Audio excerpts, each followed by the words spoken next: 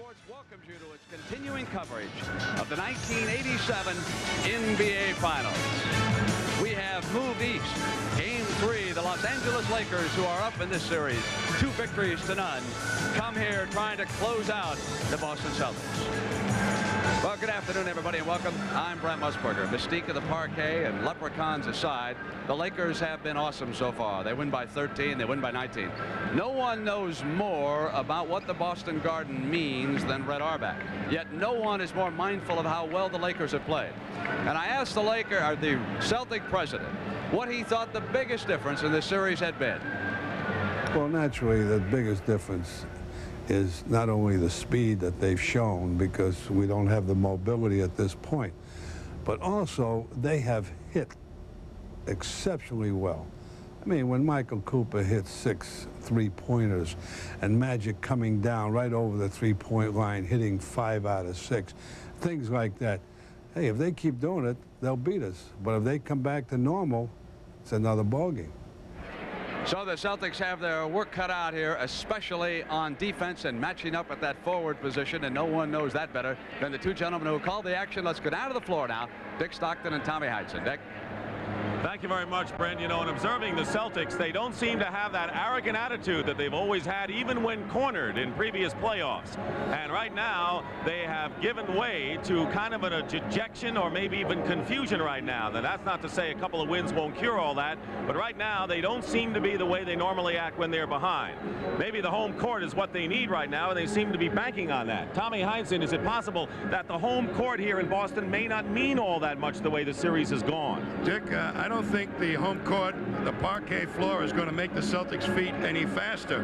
What I think they really need to do is find a way to slow the Lakers down. So far, they haven't found that way. Well, Tommy, you hit the nail on the head, because there's no question that the fast break of the Lakers has been the story of this series.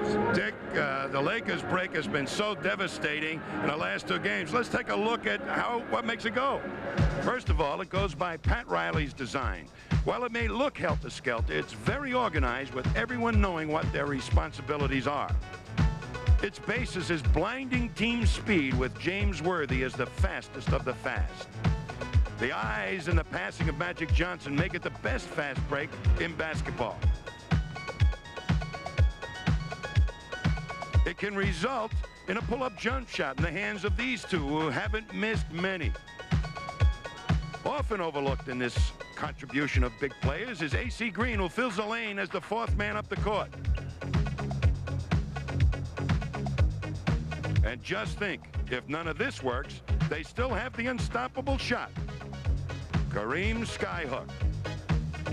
What we need to find out today is, has Boston found a way to stop them?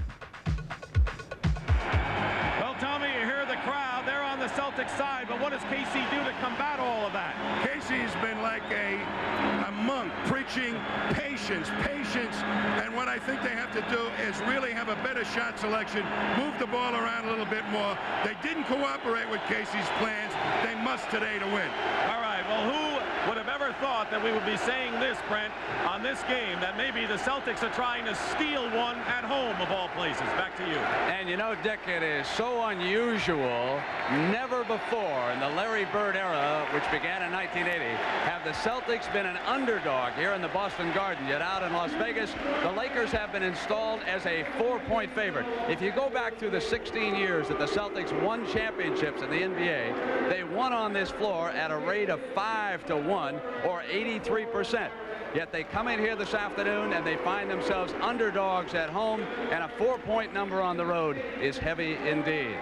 So the Celtics have their work cut out. This is the most important game. If they are to climb back at all, they must win number 3. They know it. We'll be right back.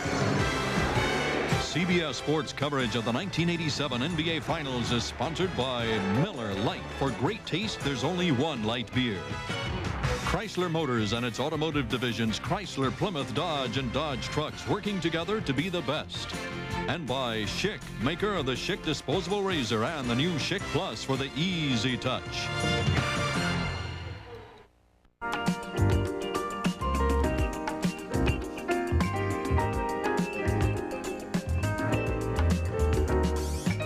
You play at Boston Garden in June, you can expect sweltering weather. Not so today. It is very comfortable in Boston Garden, and the temperature is not a factor. The starting lineups for the game. They're the Lakers with James Worthy, their leading scorer in the playoffs and in this series, and Pat Riley, who has been all business, Mr. Serious, as coach. Larry Bird, the leading scorer for Boston in the playoffs and in this series after 2 games, and their lineup, and K.C. Jones trying to find the answer. Darryl Garrettson and Joe Crawford are the working officials, and Earl Strom is the alternate. He will work Tuesday night in Game 4. That's been the result of the first 2 games. Whopping margins for the Lakers. As we're set to play Boston in white, the Lakers in forum blue. And we're going to do it again. Pat Riley, Dick, wants the Lakers to push the ball even harder here at the Boston Garden and pick their intensity up a notch. Celtics have it. Danny Ainge. And Dennis Johnson in the backcourt. Looked like Danny Ainge got the message from K.C. Jones about shot selection. They have 10 on the shot clock. And Bird misses the first shot of the game. I wouldn't be surprised if the Lakers try to go at Robert Parrish. Foul trouble has not been a factor in either one of the first 2 games. That's been a guy they'd like to get in foul trouble. Worthy puts L.A. in front. Worthy is the guy that's really been unstoppable. His speed, no match by any one of the Boston Celtics. Ainge over Kareem, and Magic Johnson ties it up. Danny Ainge has not had a big game yet in this series, and the Lakers feel they're going to have to pay attention to him sooner or later. Well, the 3 ways to stop the fast break, Dick, is hit all your shots so there's no rebounds. Control the offensive board, which Boston has not done. That might make Worthy to come back in on the glass. Kareem misses. Or position your offense after you lose possession so there's 3 guys back. Dennis Johnson gets his own rebound. Kareem is keeping him honest. Now Magic picks him up. Loose ball. There's McHale. And here are the Lakers with that important first pass into the forecourt now. A.C. Green posting up against Bird. Looks like the Lakers are going to try and put the ball at Robert Parrish if possible. And that's exactly their strategy, and Parrish commits the personal foul. If the Celtics have Parrish in foul trouble, they're in real trouble with Walton, who's not 100%, and Kite backing up. Well, there's Bird watching A.C. Green, but on the swing of the ball, Kareem gets the sweet spot in the low post, and Parrish just lets him take it strong to the hoop. Tommy, Kareem Abdul-Jabbar is most proudest in postseason with his improved free throw shooting. He gained extra weight to try to handle the bigger guys. It affected his free throw shooting, but he comes into the game shooting 85% in the first 2, and he says that's the stat he looks at and appreciates the most. He told me that this was his easiest season ever.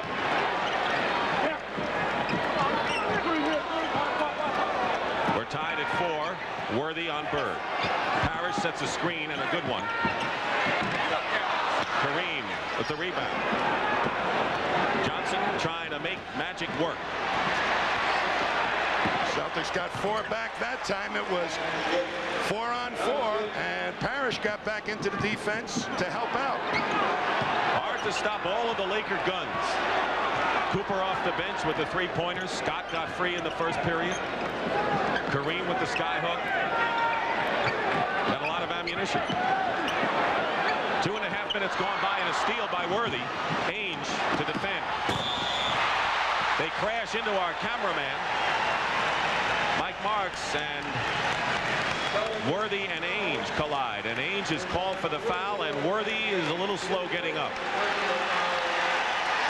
James Worthy, super defense, comes from behind Bird to make the pickoff, and Bird knows he's not catching Worthy. Here's Danny Ainge really trying to stop the layup, and ends up knocking the feet up from underneath James Worthy. Now, they did not have that same style. You watch Ainge hustling back to try and take away that cram shot, make him shoot 2 foul shots.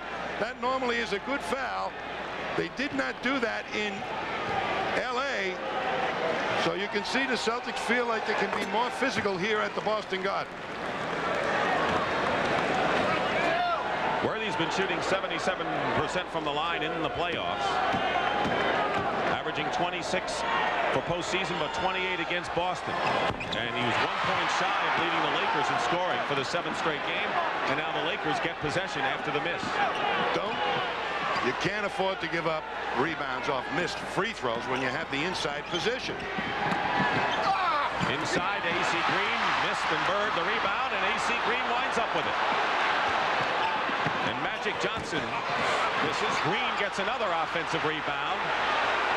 And he misses, and the Celtics will try to bring it up to forecourt. Nobody's hustling harder than A.C. Green. He's working those boards. He's one dimension who hasn't exploded yet for the Lakers. Bounce pass to Bird. McHale follow up. And Ainge bats down the pass. That's one way to stop the push.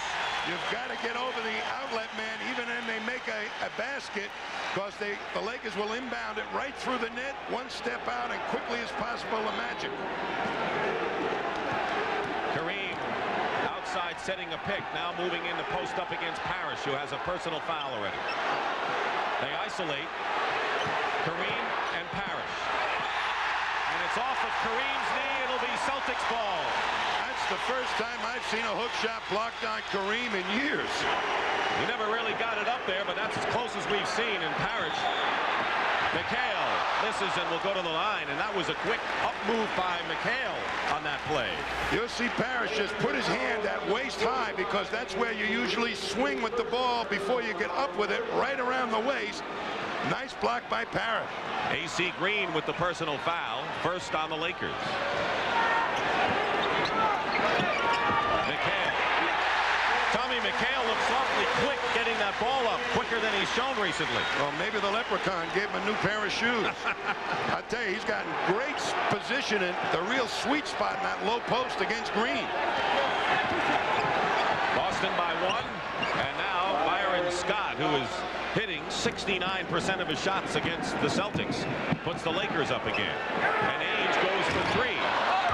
Bird is fighting worthy for the board, and now it's a 4-on-4 break for the Lakers. And Scott is fouled. That shot by Danny Ainge was just the type of shot that Casey Jones did not want. But you watch McHale. He's in the paint almost already, right over the box, and it's a quick one-step move on the catch. He has not been able to do that in prior games. Danny Ainge collects his second personal foul. And Byron Scott missing the shot. The Celtics trying to regain the lead in a close early affair. And Danny Ainge off the glass. And here comes Magic Johnson. This is a 5-on-2. Ainge gets into the flow, and the basket counts, and a foul. A 5-on-2 break for the Lakers. That's what happens when you try to fast break the Lakers and you miss. The next thing you know, they use that speed turnaround-wise so quickly to 5-on-2. You watch McHale and Parrish not even get into it. And McHale tries to stop Magic, and Parrish and McHale are left in the dust. And that's quite a weapon. Even though Danny Ainge hustled back there, just too many options to stop. Dennis Johnson with the personal is first, and Magic Johnson with a 3-point play. He has 5 to lead the Lakers. McHale has 6 to top the Celtics. And LA is by 4. Green going up, and the ball went over the top, so it'll be Lakers ball as they lead with 7 minutes to go in the first period, 12-8. The Celtics have been so successful so far in getting the ball inside to McHale. Why are they stopping? Kareem. And Parrish picks up his second foul. So the Lakers' strategy has worked so far. Parrish has 2 personal fouls. And that's a big factor in this game. 3 players will have difficulty getting up against the Laker fast break. But watch this situation. 1, 2, 3, 4 rebounders that the Lakers have to come and get the board on the miss by Danny Ainge. Now Parrish is being blocked out nicely. McHale at the head of the key. He makes a foolish gamble right here, trying to steal it from an excellent ball handler. And the next thing you know, there's 5 blue jerseys. 1, 2, 3, 4 against Only 2 Celtics, and it's a game of numbers. The numerical advantage going to the Lakers. Do they know how to play the numbers game? Keep in mind, the Celtics have shot 55% from the field. That's a dazzling shooting display, and they lost both by wide margins, which is discouraging in its own right. And right now, the Celtics have hit only 4 of their first 11, and they trail by 4. So it's still an uphill climb here in the first period. And Kareem going to the line to shoot 2 shots as the Celtics are in the penalty, and the Lakers have committed only 1 team foul thus far. In addition to the fast break, Dick, what the Lakers do so well is pace the game. Their consistency of fast breaks is amazing. They run at you for 48 minutes if possible. That's what Riley wants. I think people sometimes misunderstand fast break as having always an advantage. I think it's just the pressure of having to be on your heels and start to head back the other way. It puts physical pressure and mental pressure on a ball club to run hard all the time and think twice as fast if you're trying to defense it. Anyway, LA has a 5-point lead. They've scored 6 straight points. 6:35 remaining first period. Bird misses the shot, and Larry Bird still has not scored. He has missed 4 shots. That's the last thing the Celtics need.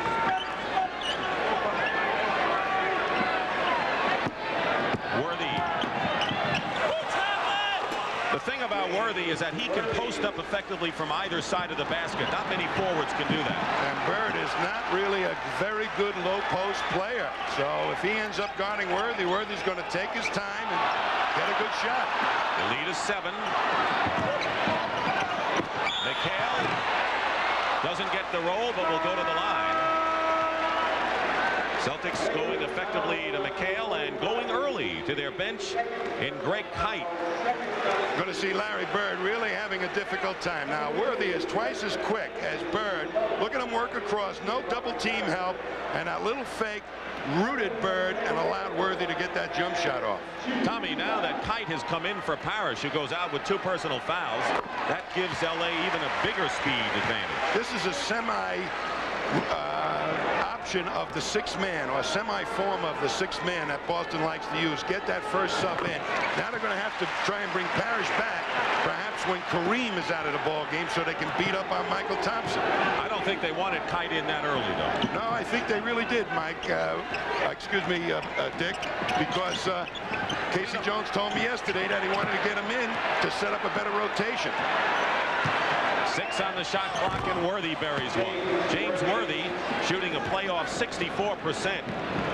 3 for 3 in this game, so he doesn't care whether he's home or away. Joey Crawford calls an illegal defense against the Lakers.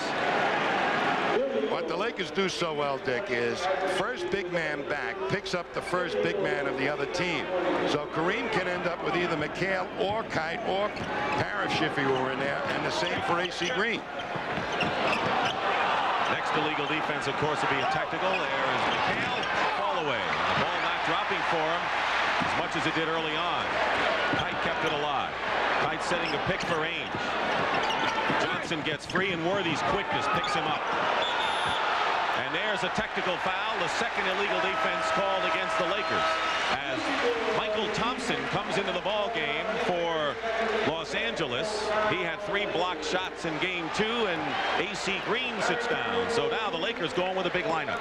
Yes, and they figure that Michael Thompson will be able to score a lot easier over Kite, perhaps, than Green.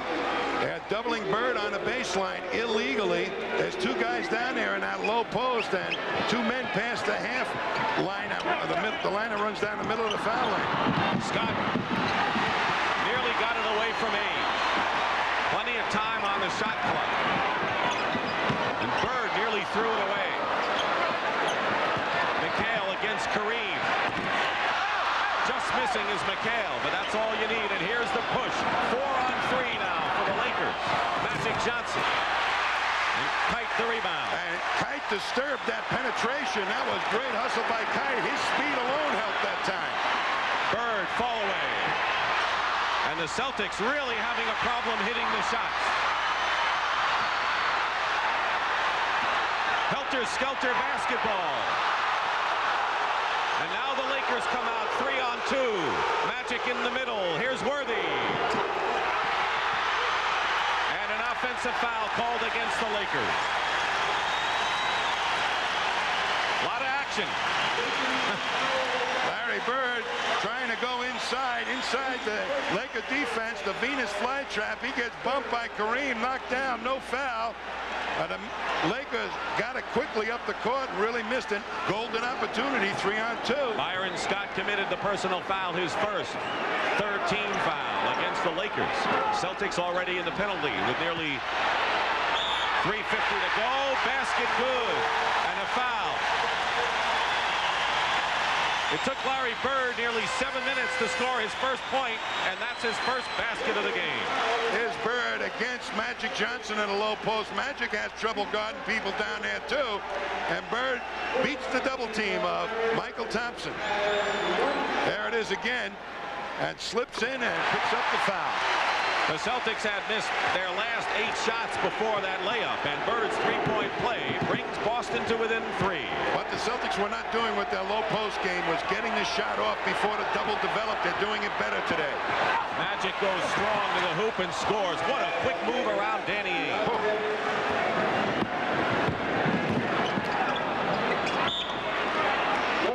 3:33 on the clock, 19-14, and right now you'd have to say that the score is more towards the Celtic liking. It is not a high-scoring first period as the first 2 games have been. They have not played or shot well, Boston, or they've been ahead in this game. The tempo very much in their favor.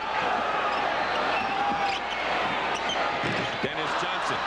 Celtics just missing on most of their shots. Magic Johnson now with 9 to lead everybody. You've got to get up on Magic Johnson. Ainge afraid that Magic beat him on the last play, backed off, gave him the outside shot. Celtic guards continue to struggle from the field. And an offensive foul. Michael Thompson got hit in the face, a loose ball foul against the Celtics. It's on Greg Kite. Have done against the powers of the league this year, and you see how well they've done at home and why they've struggled so much on the road. This is where they expect to win.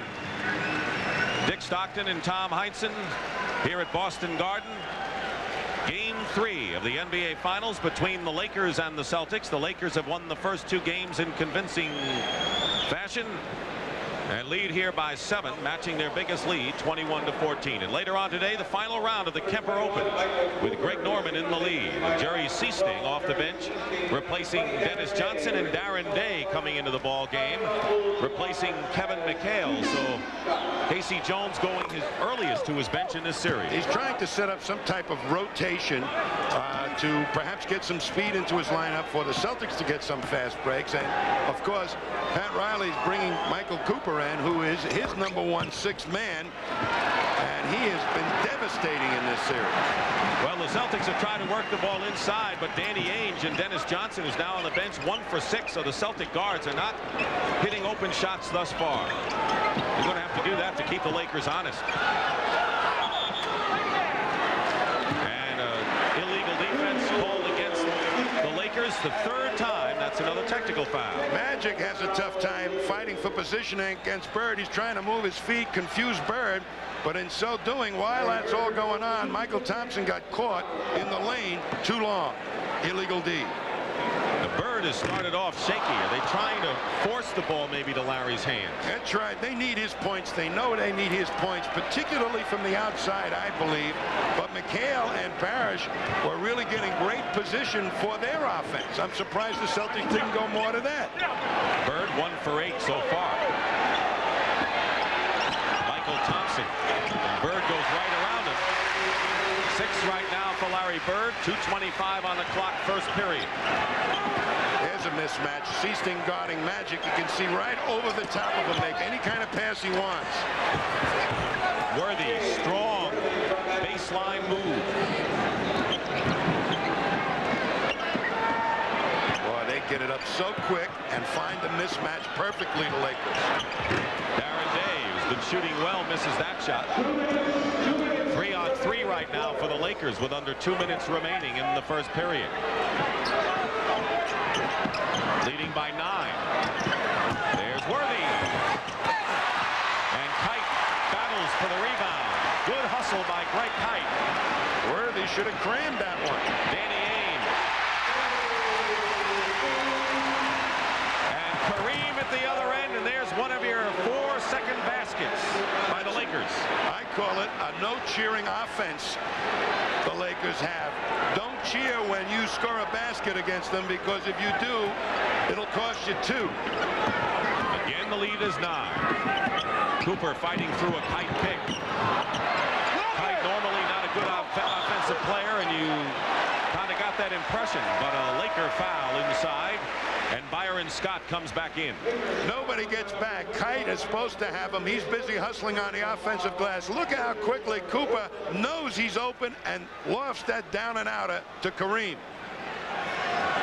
Darren Day having trouble with Worthy. A size matchup advantage for the Lakers. And that little spin around and long arms of Worthy. Even a double team not there quick enough. Scott came in the game for Kareem, who goes out with 7 points. There's Byron Scott, and Kevin McHale replaces Darren Day. So the 40-year-old Kareem sits down with 7, and there's McHale back, and he's leading the Celtics with 8 points. The Celtics have played much better in this quarter, but shot poorer than they did in the game 2 out in L.A. I think the Lakers like the way things are going right now. They are taking advantage of every little thing the Celtics do wrong and making them pay. Magic with that hook shot. Where did he learn that? Kareem taught him. He calls it the real junior Skyhook. Bird misses, and Michael Thompson the rebound. Cooper overthrows the ball. Kurt Rambis makes his first appearance into the ball game. Seaston can't get down quick enough to the double to stop the penetration by Magic, and Magic is just too much for Danny Ainge in that low post. Size advantage in that matchup. Magic goes out. He has scored 11, the lead all scorer. McHale inside hits with about a minute and a half to go.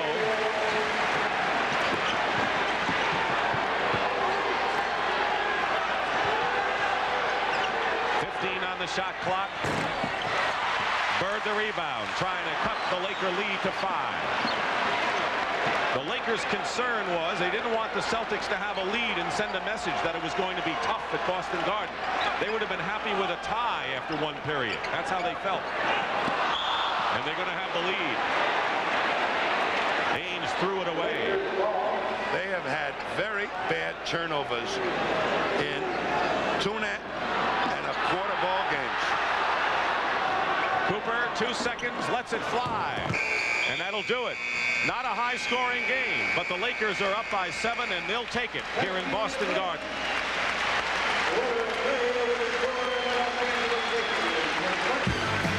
The Lakers lead in Game 3 with 3 periods left. Game 3 of our NBA Finals in 1987. And the story of our game thus far as the Lakers lead 29-22. Once again, the Lakers on the move with their fast break. Larry Bird struggling from the field, and another outstanding first period by the MVP this year, Earvin Magic Johnson. And the Lakers' big 3 have scored 27 of their 29 points, and I refer to Worthy, Kareem, and Magic Johnson. Larry Bird starts the second on the bench. Had he hit a normal amount of shots in that first quarter, it would have been a very close basketball game. And if ifs and nuts were candy nuts, we'd all have a Merry Christmas. You're right. They need to play a perfect game to beat the Lakers. That's how any letdown whatsoever. And the Celtics will not be able to beat this Laker team.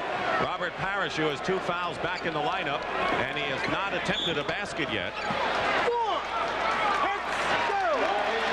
And an offensive foul has been called against Byron Scott. That's his second foul. Every time Jerry Seasting is in the game, they're looking to alley-oop Michael Cooper. Johnson and Seasting in the backcourt for Boston. Up front, McHale, Parrish, and Fred Roberts into the ball game. And a foul against the Lakers away from the ball. And the foul is on Kurt Rambis. One-time starter for the Lakers, as you know. In for rebounding and defense. Casey Jones has set up the situation that he wants. Rambis is going to have to guard Parrish. Now the Celtics are looking for McHale, and the best matchup for them really is Robert Parrish. They've got Scott on Roberts. That's an unusual matchup. Parrish misses his first attempt, and it batted away by Seasting. It'll be Lakers ball. Seasting has not been able to get his shot off much. Only 5 field goal attempts in the first 2 games. I think he's turned it down because of the real quick rush on the double teams. The rotation of the LA defense has really intimidated him. Cooper, who set the record with 6 3-point baskets in game 2 for NBA Finals. And Parrish got his hand on the feed intended for Michael Thompson. Celtics down by 7. No scoring yet in the second, and Roberts gets an easy layup. Good play by Seasting. Got great position, Fred Roberts. He was used a lot and started several games earlier in the season. 5-point lead, LA. Michael Thompson shows his 12-foot range. He has not really been needed in this series so far, Michael Thompson. He's just sort of been showing up. McHale doubled quickly by Cooper. Roberts with a good pass inside of Parrish, but he stepped on the line. They had the right idea, though. That's the fastest swing around the horn that I've seen the Celtics make in this entire series. Magic Johnson replaces James Worthy, who goes out with 9. Worthy, a member of the Goggle Club, along with Kareem. Cooper. Rambis, the offensive board. That's simply hard work and hustle. And it results in 2 points for Cooper. They just have so many weapons to beat you, the Lakers. The lead is 9, matching their biggest of the game. Last time the Celtics led was 8-7 early on. McHale, and the foul inside will be the second team foul against the Lakers. Larry Bird checks into the game, but more important for LA, that's number 3 against Byron Scott. He's in foul trouble.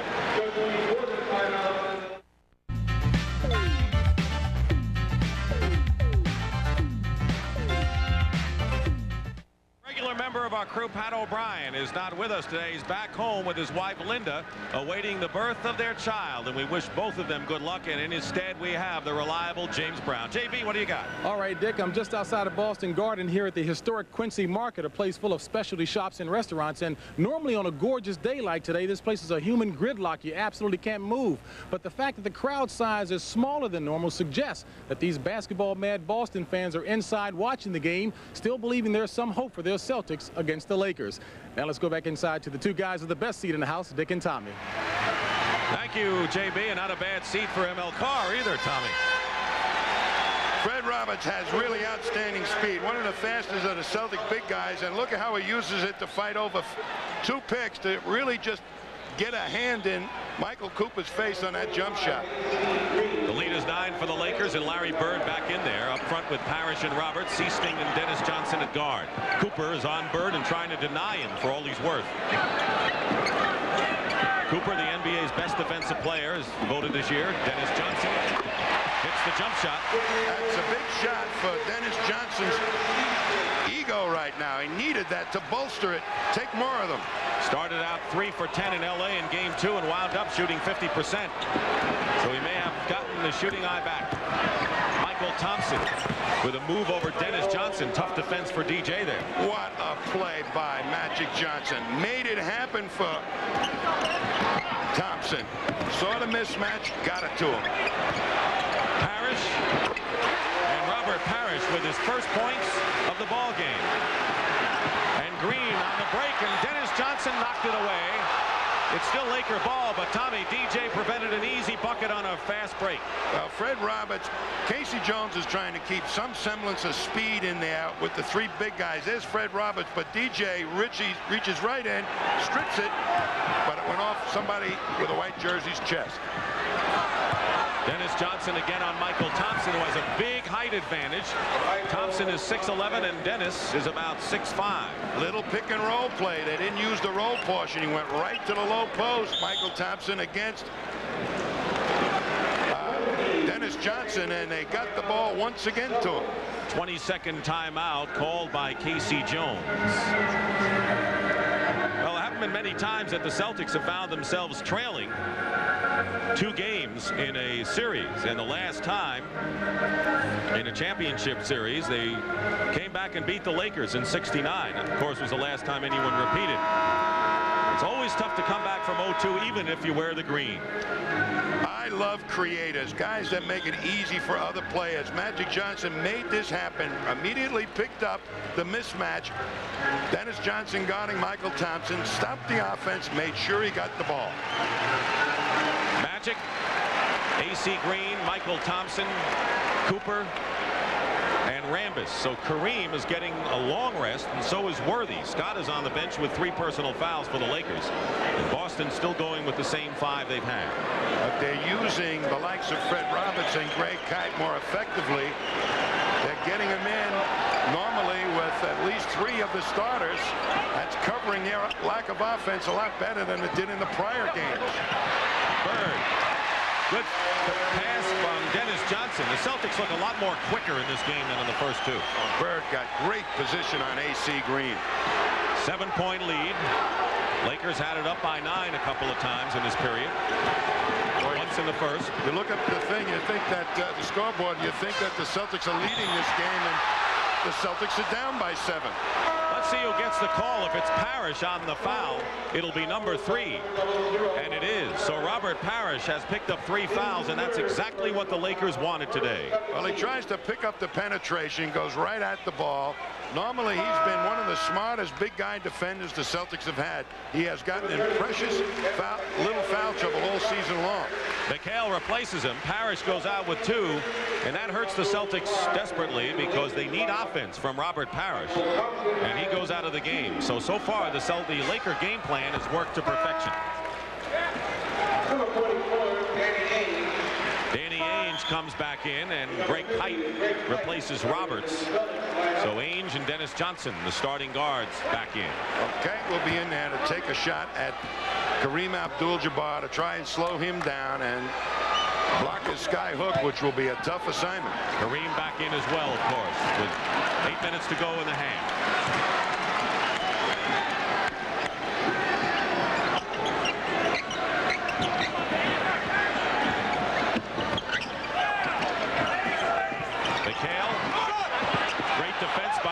Thompson. Thompson's got the key to the McHale secret.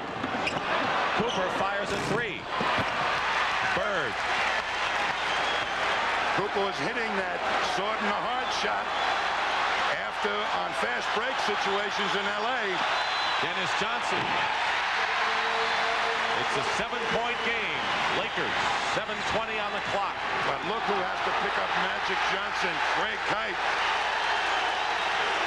A Laker foul. AC Green with his 3rd foul. So Green and Scott, 2 of the Lakers starters, have 3. Johnson has to pick up one of the big guys, and the next thing you know, good acting job by DJ to make that foul look like it was worse than it was. James Worthy is back in, so the Lakers are going with their heavyweights now. All but Byron Scott. Michael Thompson is in for him now. Bird hits. It's 39-34.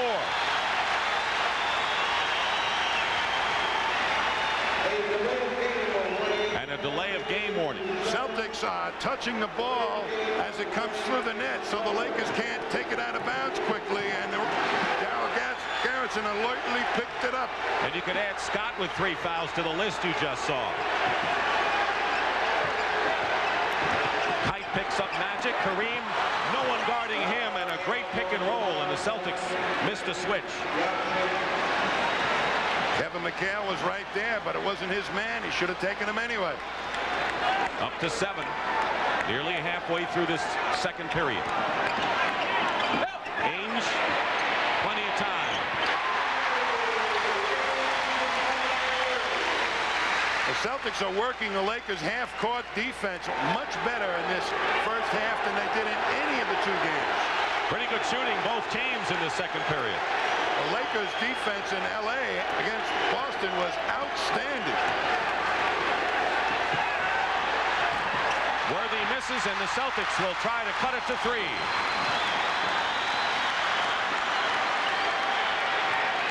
Dennis Johnson.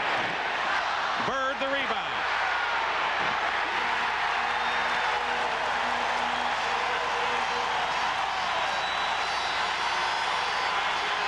The lead was 9.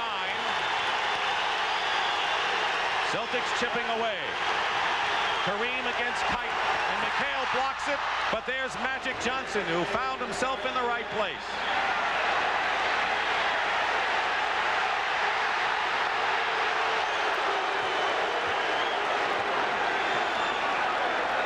Magic always seems to find himself in the right place. Doesn't he now?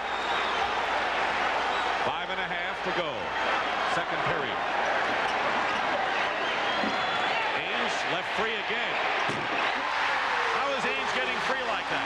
Well, Casey Jones said we've got to move the ball to the weak side, get them to commit the Lakers one side, then go to the other side. But Magic comes back with his second straight basket, and Magic has hit his last 5 shots from the field. Boy, that's demoralizing. Celtics worked so hard, and all of a sudden the Lakers in 2 seconds come back, and it's 2. Speaking of 2, here they come again. Cooper. Under 5 minutes to go. Magic misses, and it can be a 1-point game. Lakers have been reduced to their outside shooting. Kareem has not gotten up, nor has Thompson been in the low post. Dennis Johnson.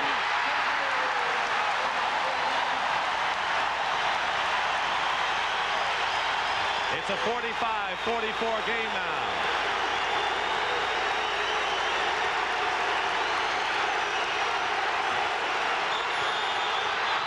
And Magic is fouled, going up for the shot. But for the first time in the NBA Finals, we have a game late in the second period. In the first 2 games to the fans in Boston Garden, this series is almost even. Tommy, what do you see as far as the Celtic offense in the last few minutes? They've gotten more rhythm to their offense than any of the other prior games. They've made the Lakers commit to one side of the court, and then they've quickly swung it to the opposite side. Ainge has been wide open. When the Laker defense spreads, then they're penetrating up the gut, and they're diversifying it with getting the ball in the low post at times. Coming up after our Game 3 of this NBA Final, we'll send you to the Kemper Open, where Tom Kite and Chris Perry in the final round are tied for the lead. And you'll see all the action later today. This crowd has helped the Celtics in the past. Let's see how the Lakers respond to it here.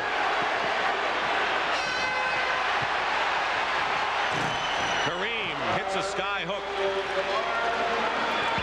He can look right over the top of Greg Kite. That's the place I'd be going if I were Pat Riley, too. 79% shooting by Boston here in the second. First period, Bird was 2 for 10. He's 4 for 4 in the second stanza. McHale against Michael Thompson. And he's fouled. That's the 13th foul against the Lakers with 3:44 to go. What Michael Thompson is doing so well against Kevin McHale is bumping him out of that sweet spot. AC Green was giving him that low post position, and it was layups for McHale. At least Michael Thompson is bumping him out to about 15 feet. 2 fouls on Michael Thompson. Scott and AC Green already have 3. Parrish on the bench for Boston with 3 fouls.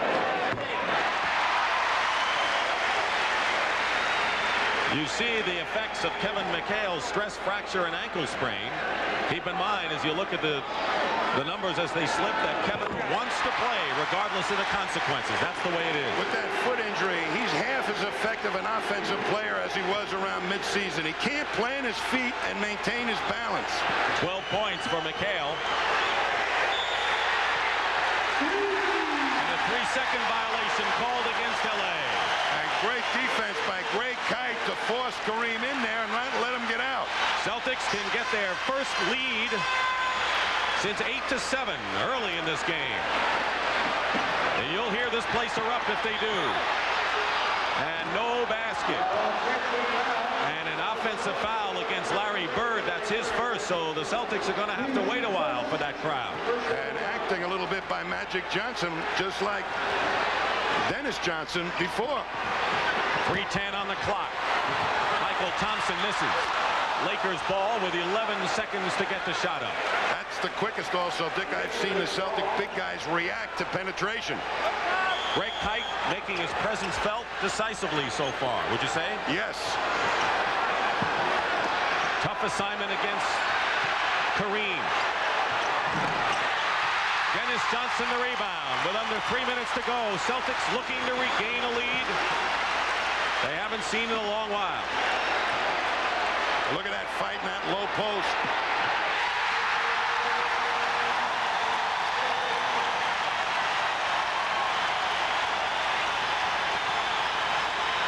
First time since 8-7. Boston leads. Sweet spot that everybody, that red box right there. Low post players love to get it. And Michael Thompson with the good strong legs, and McHale with the soft feet cannot even get close to it. Good defense by Michael Thompson.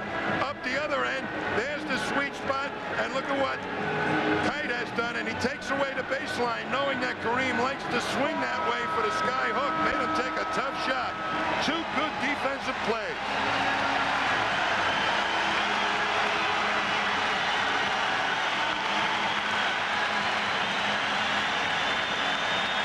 Dennis Johnson has hit 5 of his last 6 shots. What may be more telling, Tommy, is that the Lakers have had 16 fast break opportunities and have converted on only 6 of them. They're getting back fast to Boston, but what the Lakers have done in the prior 2 games to Dennis Johnson was make him a prove-it-to-me player, and it was not hitting the outside shot, and they were using Magic Johnson to gamble off him. Now Riley will have to rethink his defensive alignment if Dennis Johnson keeps hitting those outside shots. The Lakers were very pleased after one period when they led by 7 because they felt that the Celtics couldn't give them a message. But maybe the Celtics delayed that message to the Lakers. 2:11 remaining in the first half, and Kareem will be on the line. Team fouls.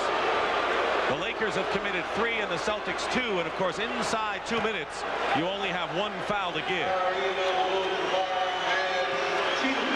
Kareem 5 of 6 from the line. The Lakers, with those fast break opportunities, Dick, were not getting the layup variety. You could see it in the eyes. That first play when Danny Ainge went strong against Worthy showed the Lakers that they weren't going to get layups without a battle, and they elected to take more outside shots off their fast break.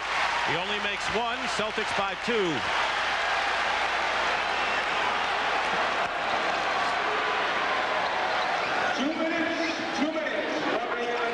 Under 2 minutes, Bird leads with 16.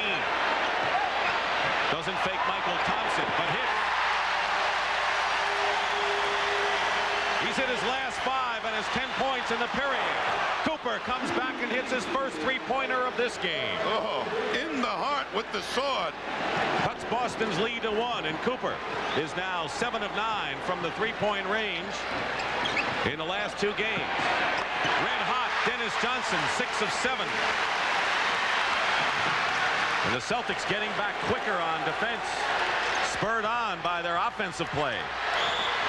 Basket is good by Kareem on an acrobatic hoop.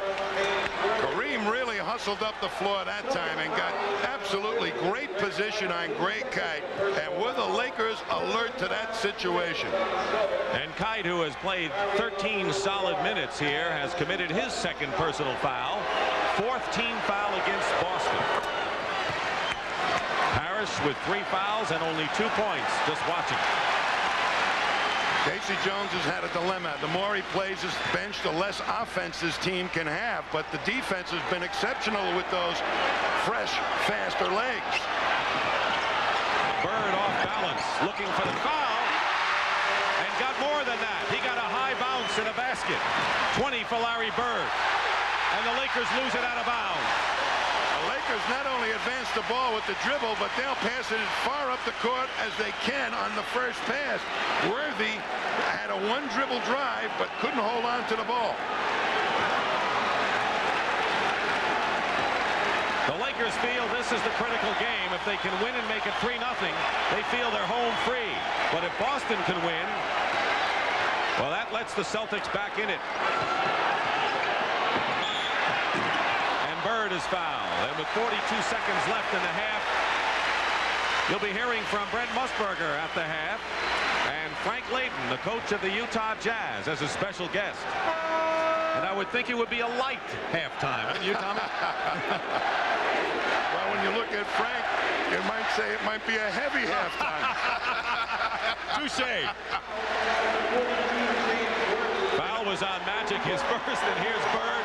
And Bill Walton gets off the bench for the Celtics. Big first half for Larry Bird. And the redhead makes his first appearance of this game. Here's a hand for Greg Kite.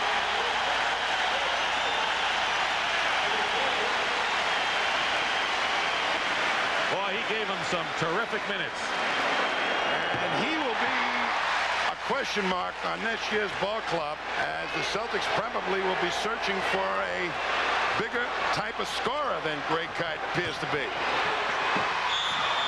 And Worthy gets inside, and the foul is committed with 31 seconds to go. The Lakers run this play so beautifully. They catch you watching the ball or watching the play instead of the ball. And look at that velocity as Worthy just got into the good position in the middle of the lane, and nothing three of the Celtics could do but foul him.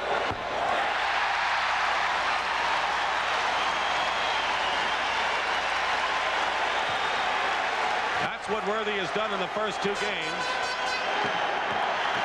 They have not been able to, in prior games, take his fast break points away. I think they're significantly down here in the first half. Worthy missed both, has only 9 points. So he's subpar. 15 on the shot clock for the Celtics, who are up by 4. Their biggest lead of this game. Lakers were up by 9. Bird. McHale is there. And this ties the Celtics' biggest lead of this series. 6 points. And a tripping foul called against Dennis Johnson. Larry Bird makes penetration. He had a thought of giving it to Walton, but he sees he can get the shot off. And you look at McHale just be there where Bird tips it on the floor, and a quick up and in before Kareem can adjust. Fouls may tell a tale down the stretch of this game. Dennis Johnson has just picked up his 3rd. Parrish is on the bench with 3. Scott and A.C. Green hampered with 3 for the Lakers. Johnson has done absolutely a fantastic job of not driving to the basket today and allowing that backcourt to be vulnerable to the Laker fast break. He's been back covering everybody on that fast break. And that's the end of the first half. The score: Celtics 60, Lakers 56. And Brent Musburger will be back with the Prudential at the half from Boston Garden after this message.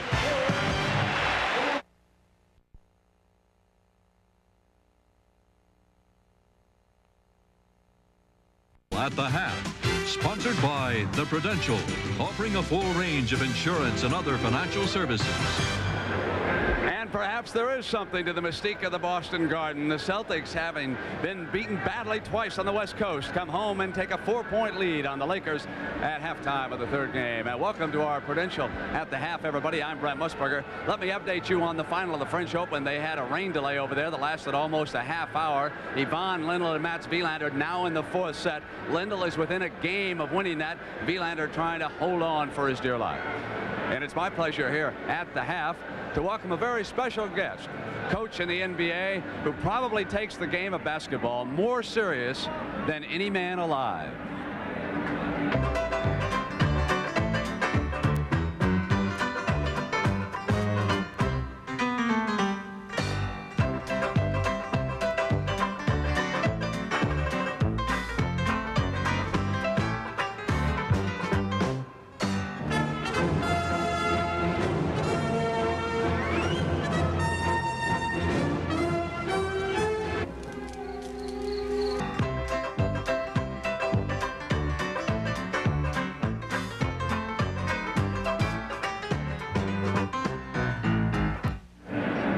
night basketball did not get him, and Coach Frank Layden of the Utah Jazz is here. Frank, the mystique of the Boston Garden. Now, you come in here with the Jazz. Is there something to that? Oh, it's real, Brent. I'll tell you, I learned a long time ago that, first of all, God's Irish, all right? And if he came back to this world, he would have a summer home in Boston. The Celtics are his team. That's why they win. The mystique is great. What's it like when you bring the Jazz in here for a game? Well, I'll tell you a story. About 5 years ago, my son was 24 years old, a young assistant in this league, and I brought him here to the Boston Gardens, and he had never seen a game here. He had never been on the parquet floor, and I said, son, there's the parquet floor. There's the great flags up there, all the championship teams. There's Red Auerbach sitting over there, the great one. I said, and now sit down, because we're about to get our butts waxed. Now, when Frank shows up today, folks, Red Auerbach gives him a copy of his cassette with Larry Bird. You can take this home and throw it to the Jazz. Well, I take it home, and I get him out of it, and me in it, and I pick up a few bucks. You know, the redhead's pretty sharp. Hey, listen, one night in the Forum, you got whipsawed by that Laker fast break. You know what was going on with KC Jones the first 2 games out there. Well, I'll tell you, they were up by about 17 points with 6 minutes to go. I turn around. The LA fans are very sophisticated. I saw all the fur coats and jewelry moving out to the exits. So I said, what the hell am I doing here? Let me out of here. So I went across the street, had a bowl of cherry. And waved goodbye to the fans on the way. I waved goodbye to them. Seriously now, what changes would you make in NBA basketball? Let me make you commissioner for a day. What would Frank Layden do? Well, I think the first thing I'd do is I'd add 2 minutes to the game, and I'd have 5 10-minute periods, all right? That would give us 5 games a night.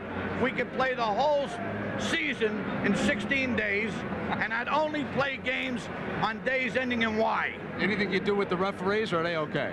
The referees are okay. I think the thing I think the referees do a great job. First of all, I don't think we have enough of them. I think we really need 3 for the ball games, maybe 4, and I think they work too many games, so it means that we'd probably need about 60 instead of 30.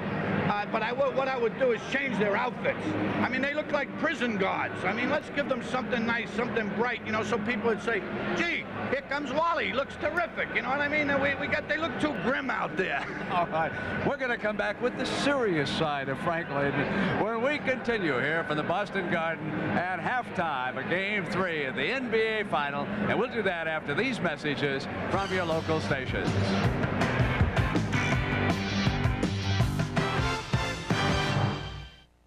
Trailing the Celtics by 4 points.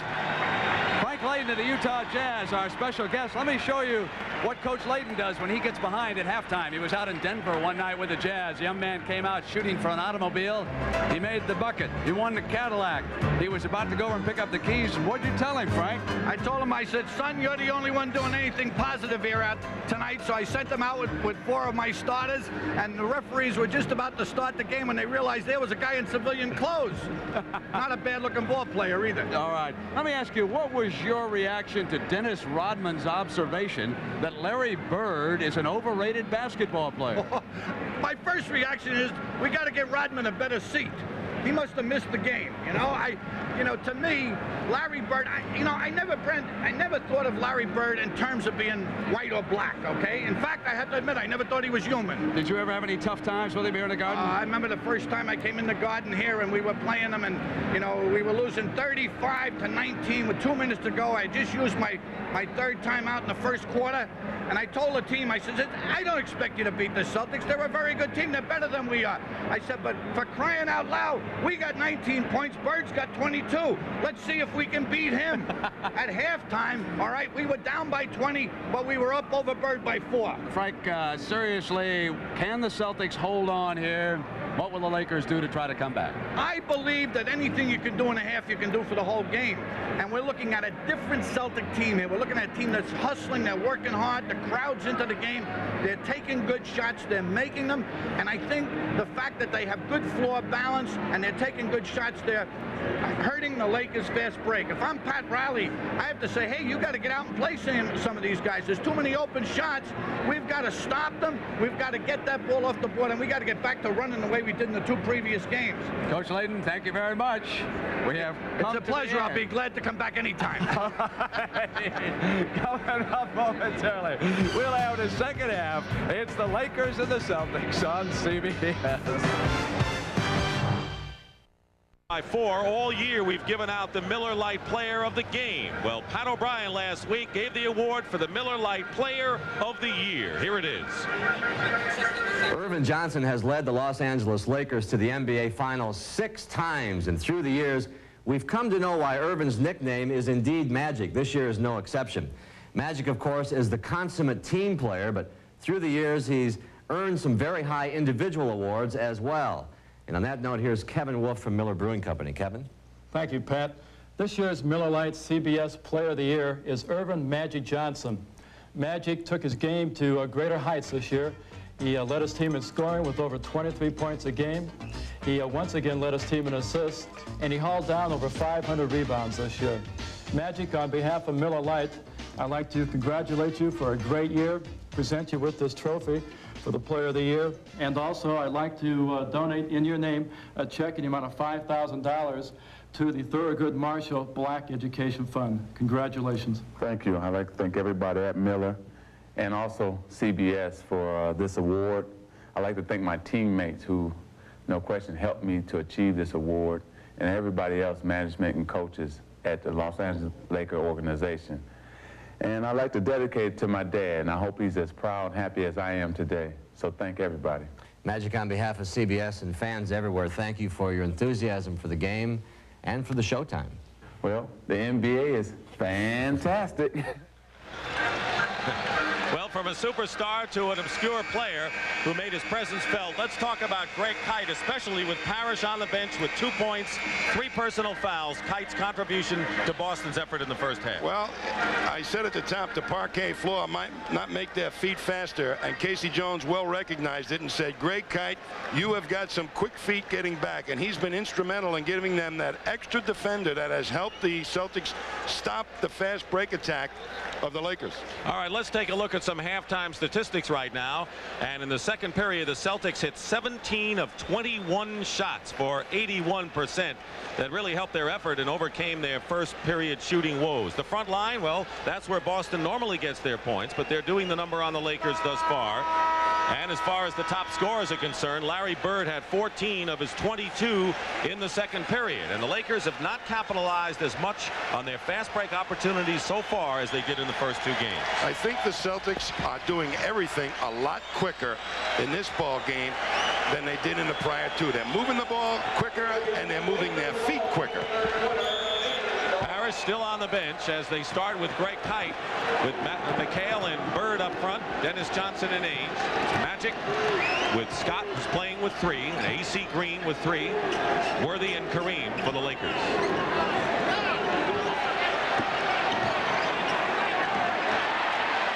They have 5 on the shot clock. Byron Scott hits. Celtics doubling James Worthy now. Every time he gets it in a low post, they're helping McHale play Worthy. They're taking the ball out of his hands. Green defending against McHale. Dennis Johnson been red hot, and he continues so. Dennis Johnson has hit 6 of his last 7 shots. And no hesitation taking that outside shot. Worthy swooping across the lane. McHale. And now the Celtics with a 4-on-3 right now. Lakers trying to get Worthy off on the fast break. Dennis Johnson. And it goes. Everything's breaking right for DJ in this one. And when you make shots, it's awfully difficult to fast break. Scott misses a 3-pointer, and the Celtics can open up their biggest lead that they've enjoyed in the series. Lakers need to go to their half-court offense a little bit more. Kareem Abdul-Jabbar, they're trying to get Worthy off to a quick start here in the third quarter, but Kareem's got the best matchup.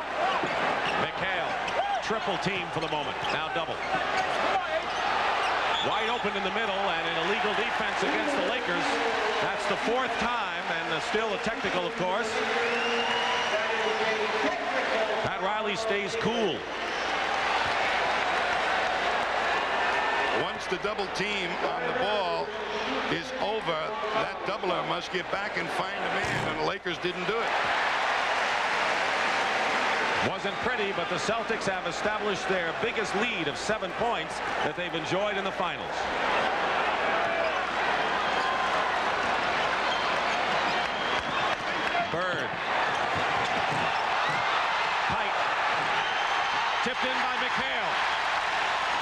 say no, and now Darryl Garrettson agrees with them. No basket. The ball was touched on top of the cylinder. Greg Kite was right there banging. He's got those stone fingers and didn't put it back soft enough. Not a velvet touch. Right? Magic going in, and Ainge commits his 4th personal foul, make it 3rd. 3 on Danny Ainge now. You watch Kite to the right of your screen just create a space for himself. He's got the good leaping ability. Now he's got the shot, but boy, he almost broke the glass with it. And there was Kevin McHale. The ball was not off the rim. Like Roberto Duran, I guess hands of stone don't really work in basketball like they do in boxing. Now this is the matchup that Boston most feared. Magic Johnson in a low post, and they took the ball out of his hands and cut off even a layup attempt.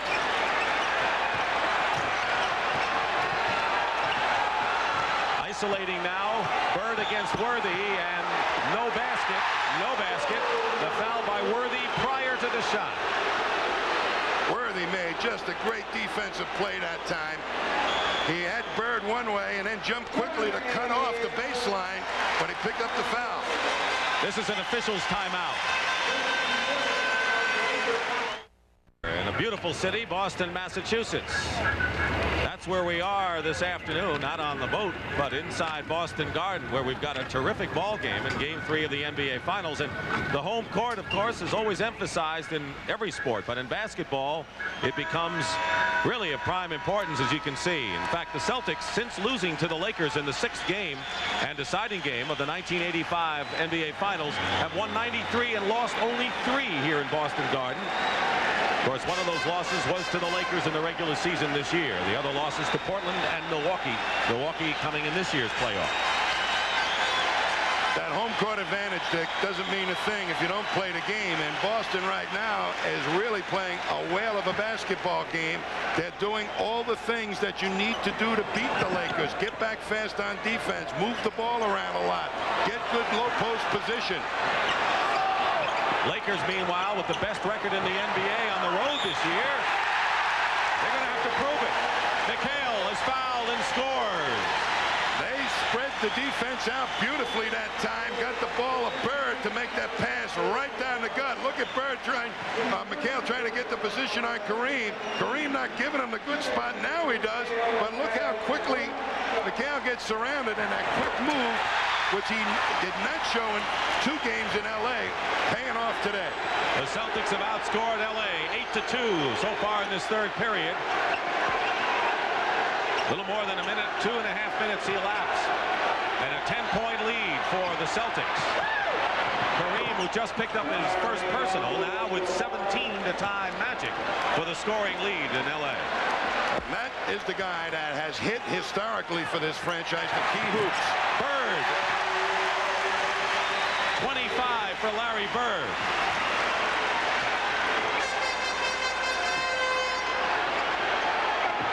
As the double forces the ball out of Worthy's hands. He's not making his move quick enough, James Worthy. Kareem in all sorts of trouble, and Scott fires up a 3. And the Celtics will try to open up a 12-point bulge.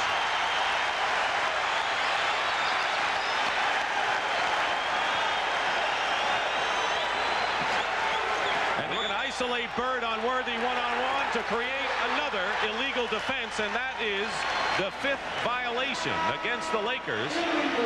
And Pat Riley just said something to Darryl Garrettson, you are right, but, and then went on. And a 4th technical foul called against the Lakers, and Bird will shoot it. Interesting lineup now for the Lakers with Green going out. It'll be Worthy and Cooper, it appears, up front. Cooper will play Bird as they were trying to work Worthy. But that'll set some good matchups up for Kevin McHale. And Greg Kite might be able to do some damage on the offensive glass. McHale and Cooper got a hand on it. Kite gets the offensive rebound and loses the ball. Cooper got a hand on McHale on the basketball, and that changed his play. Cooper in 3-point range. 10 on the shot clock. An 11-point Boston lead. And Magic with a move inside, no basket. Now they count the basket, goaltending, interference. And Magic now with 19 to lead. Kite ever ready to help out Danny Ainge, and it hits the glass, and once it does, you can't touch the ball. That's goaltending. Ivan Lendl over Mats Wilander in 4 sets to win his 3rd French Open. Dennis Johnson for 3.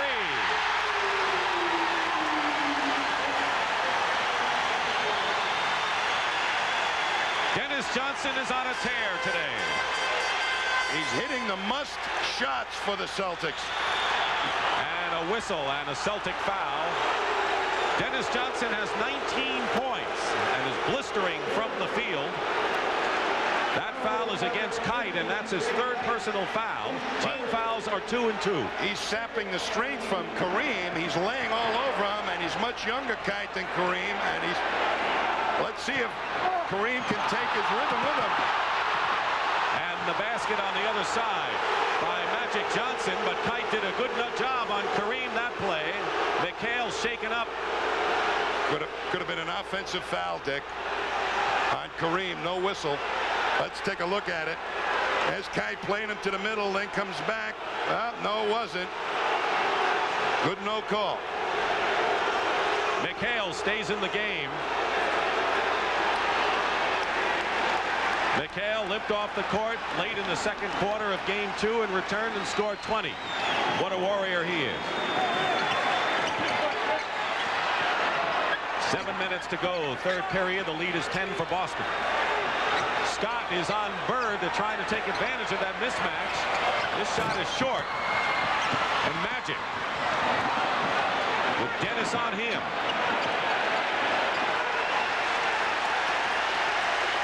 Kareem taking his time coming up court. Posting up is Magic Johnson. The real junior Skyhook working to perfection, and that's the secret weapon that has not been unveiled that much in the series. Magic Johnson in the low post. 22nd timeout called by the Celtics. And now I believe they have changed it to a full timeout. James Brown, JB. All right, Dick, thank you very much.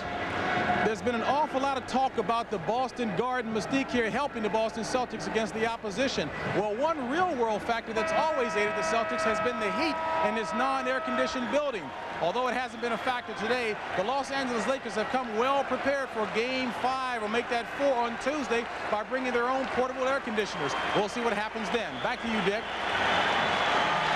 9 o'clock Eastern time, Tuesday for Game 4. And Magic Johnson, who has scored 23 points and has 7 assists, came out before the game. Tommy was talking about the junior Skyhook. Well, he practiced the inside moves for an hour and a half before the game all by himself.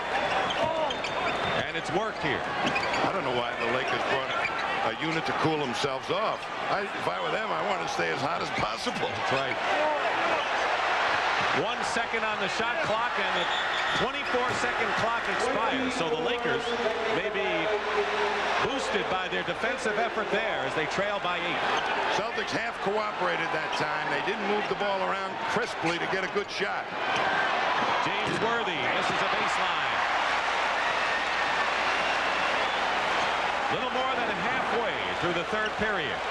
You know, when Worthy gets out on that fast break, he really gets his confidence. If he makes a couple of those layups, the rest of his game really takes off. Bird gets away from Cooper. Oh!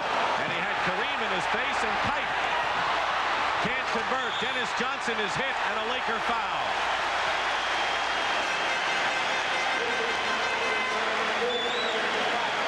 And it's Byron Scott with his 4th personal foul. And Kite, Tommy, has 8 rebounds coming off the bench in this game. A great Kite is not being blocked off by any of the Lakers. And even though he's having difficulty putting the shots back in, he's keeping the ball live for the Celtics on their misses. Michael Thompson is in the ball game, replacing Scott, who goes out with 4. Team fouls, 3 for the Lakers and 2 for Boston. They double McHale.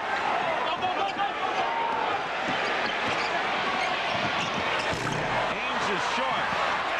And Bird with help from Kite. Kicked out of bounds. Boston ball.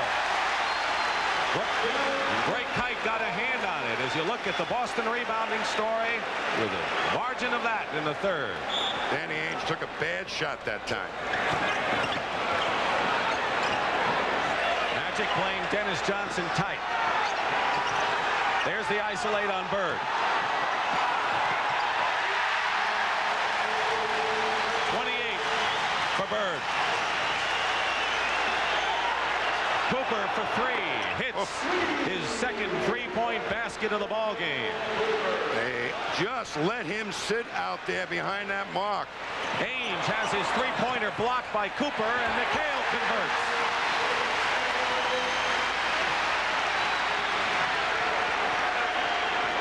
It's a 9-point lead for the Celtics. Worthy knocked away by Ainge. 3-on-1 Boston. And a block on Cooper. And Dennis Johnson will shoot two.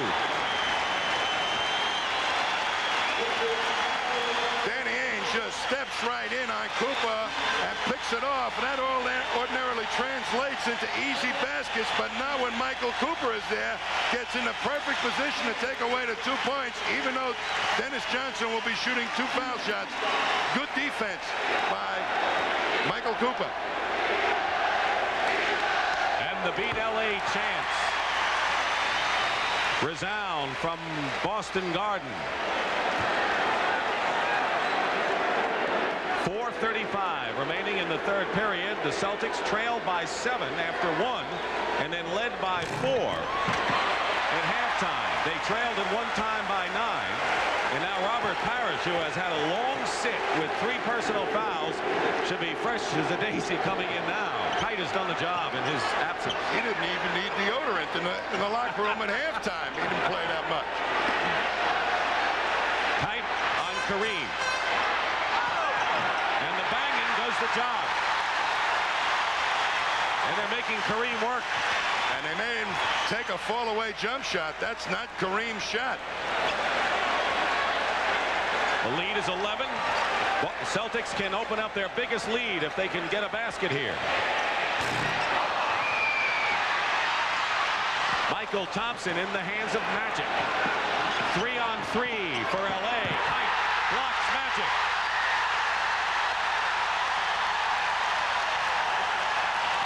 Dennis Johnson. And the Celtics are jumping and going after loose balls. Trying to get back in this series, trailing 2-0. Kite has been outstanding for as little time as he's played this year. What an impact he's had on this one.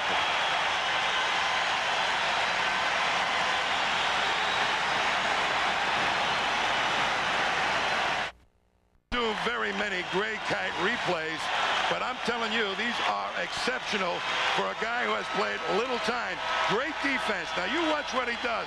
He battles Kareem for the spot, 3/4 him to make it a tough pass, beats him to the middle, and then Kareem starts to go. He sees he maybe can go back, and then Kite moves his feet to force him to the fadeaway. His young, quick legs allows the center of the Celtics to get back and make that block against the fast break. That's hustle. He's in his 4th year out of Brigham Young, and Greg Kite has been to the finals every year as a role player, and very often, though, his playing time has been limited because of foul trouble. He has 3 personals in this game, but with Parrish in early foul trouble, he has foiled the Lakers' strategy. Now Parrish is back, Kite sits down, and Robert should be fresh. But the Lakers are within range for sure, down by 11 with a lot of time to go. Worthy misses. Celtics are frustrating James Worthy, who has not scored since the first period today. Biggest lead was 12 for Boston. They're up by 11.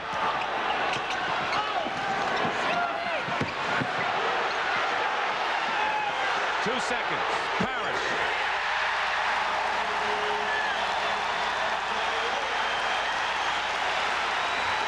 Point lead.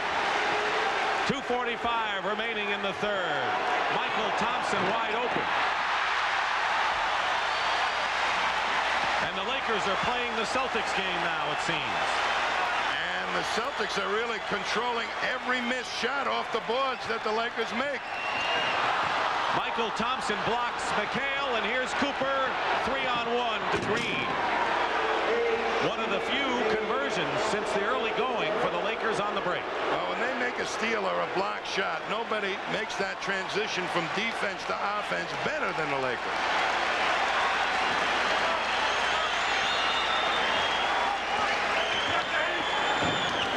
And the ball thrown low to Larry Bird. My fault, says Dennis Johnson. 2 minutes to go, third period. Lakers have been trying to get Worthy off the mark and get his offense going. Kareem is on the bench. He's tired. Worthy's got to produce here. And his first point since the opening period, 11 for Worthy, who came in averaging 28 in the first 2 games. Now wouldn't be a bad time for the Celtics to double Worthy. The Lakers have nobody else to go to but Magic in the low post. And Cooper on the perimeter. Dennis Johnson. He fumbled the pass. He wanted to go around the perimeter. Took the shot, and Dennis says 23 on 10 for 15. Cooper hits his third three-point basket of the game. You got to watch out for him. And that's the way you can get back into it quickly. So Magic trying to diversify the offense, get his shooters going, and Cooper not a bad one to go to if the Celtics leave him alone on the perimeter. They left him alone a lot in game 2. Dennis Johnson with just his 6th miss in 16 tries. Another break. Michael Thompson, and now the Celtics are allowing the Lakers to get the fast break machine working again. And the lead has been quickly sliced to 6 thanks to Cooper's three-pointer, and that silences the crowd with under a minute to go in the third. Lakers are so capable of those explosions. If you take a bad shot or a bad pass, and as this jump shot by Dennis Johnson, great block out by A.C. Green, and look how quickly they're to attack. 5-on-2. And Bird just trying to make him take a tough shot, and Thompson provided the 2. And Magic on the loose. Nobody at him. There's only 2 Celtic defenders, Bird and Magic Johnson. They have to watch 4-5 Lakers, and that allows Thompson to get into the gut. Coming up, final round action from the Kemper Open. Tom Kite has the lead. And the Celtics have the lead here, but the Lakers are on a 9-2 run here. Magic Johnson with 23, the high scorer for L.A., and Larry Bird has 28 for Boston. Fake by Bird. Dennis Johnson goes around a Parrish screen, and the rebound by Cooper. They can cut it to 4. The Lakers have withstood a big barrage by the Celtics, staging one of their own.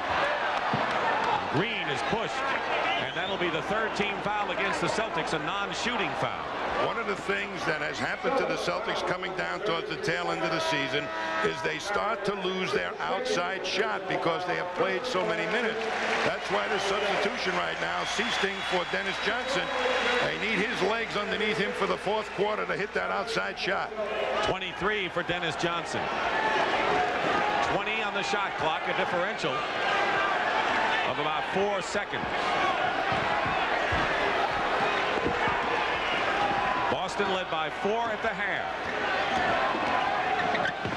Magic gives it up. The Celtics have 10 seconds to make it an 8-point game.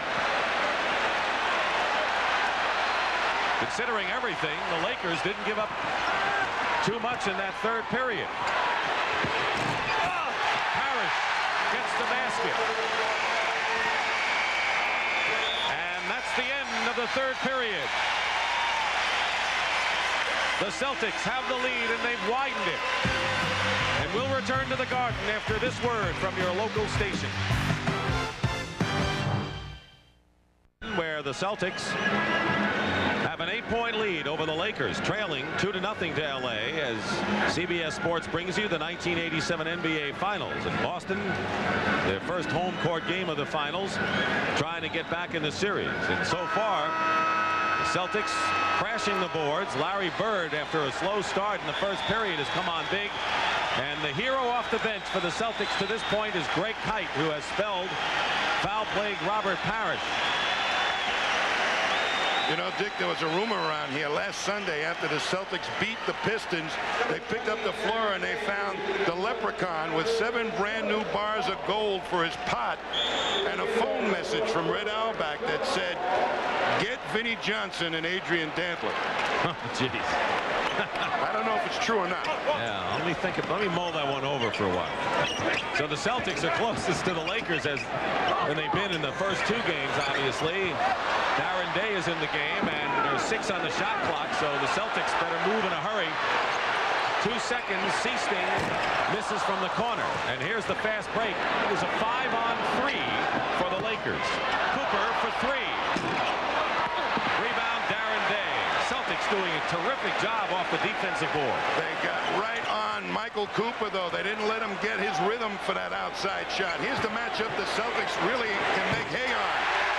Parrish on Green. Right, Green not big enough to guard Robert Parrish. Kareem is on the bench. Magic penetrates, blocked by McHale. 3-on-3, and they slow it up. Seasting. Day had a shot, wouldn't take it. That's the ball movement, the tempo that Casey has instilled in them the last 2 days. Michael Thompson knocks it out of bounds, and 6 seconds to take the shot, and the big man is back. Kareem and Byron Scott come back. Scott returning with 4 personal fouls, and Kareem, who scored 17 in there. Lakers going big right now. Well, Green has gone out. I thought Magic went out. So Kareem will be on Parrish. Right. And Michael Thompson will be guarding McHale, so tough a matchup for Boston to try and score on inside. 3 on the shot clock, and Scott gets the ball away from Ainge. Here's Cooper. 2-on-1 break, and the Lakers have cut it now to 8. They are great with the hands, particularly Scott and Cooper. They can go up and attack anybody's offense. Well, that's the quickness. You see Bird coming back soon. Day with a screen from Parrish. His shooting percentage is incredible. He's 6 for 9 against the Lakers in this series. He's been solid from the field in the playoffs. There's the Skyhook, 19 for Abdul-Jabbar. Parrish was not nearly as physical with Kareem as Kite had been, and of course Kareem a lot fresher just coming off the bench. Bird and Dennis Johnson coming in. Parrish scores, foul. They got a mismatch inside. A good pick. I don't know who threw it, but Parrish used it and got the great position inside.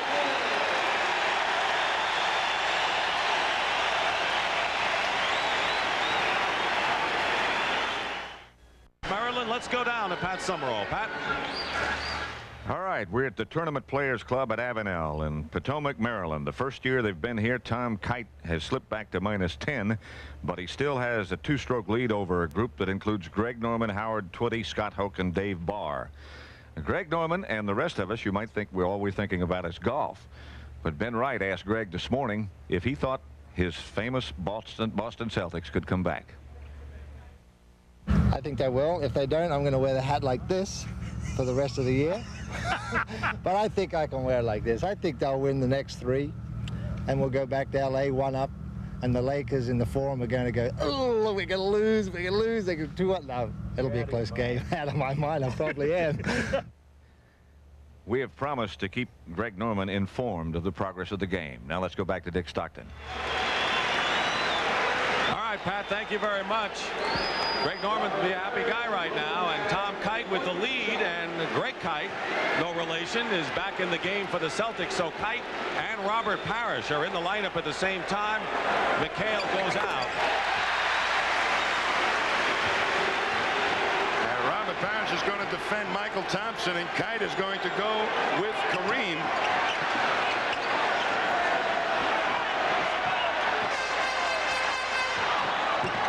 Kareem swings that in for 21 points. What a shot that was.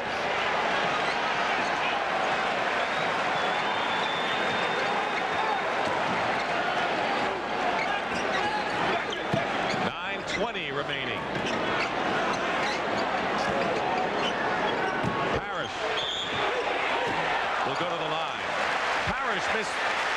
his first shot of the game, but hit his last 5 before he was fouled on that one. And Byron Scott now has picked up his 5th personal foul. 5 on Scott. He stays in the game. James Worthy goes out. So the Lakers now have Scott, Cooper, Magic Johnson, Michael Thompson, and Kareem in there. Robert Parrish now represents, as we see Danny Ainge come on the court. Robert Parrish is the prime low post option with McHale on the bench. And it may be a good matchup for the Celtics to go to. Michael Thompson is defending against Parrish. Ainge is guarding Magic Johnson, trying to do everything he can to distract him. Magic going strong to the hoop, is fouled. That is the first team foul against the Celtics, and it comes with nearly 3 minutes gone in the final period, but it's number 4 on Greg Kite. He made a quick move to cut off the penetration of Magic Johnson, who had a clear attack line to the hoop.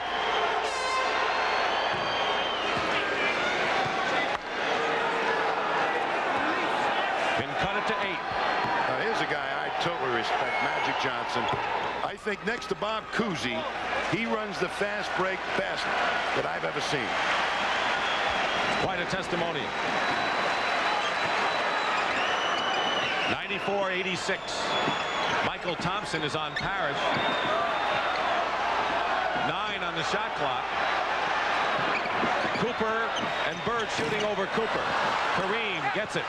And now the Lakers trying to make their move, can cut the Celtic lead to 6. Magic goes all the way in and is fouled. He had Bird and Kite. Kite was the brick wall inside.